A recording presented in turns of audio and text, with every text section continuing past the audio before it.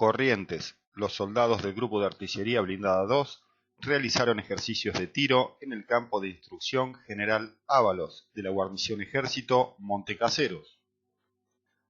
Por otra parte, en Mendoza, la Compañía de Cazadores de Montaña 8 se ejercitó en operaciones y procedimientos de combate propios de su aptitud, en la zona enmarcada entre el campo de instrucción de la guarnición Ejército Uspallata y las minas de Paramillo, La Mendocina, La Rivadavia y La Susana.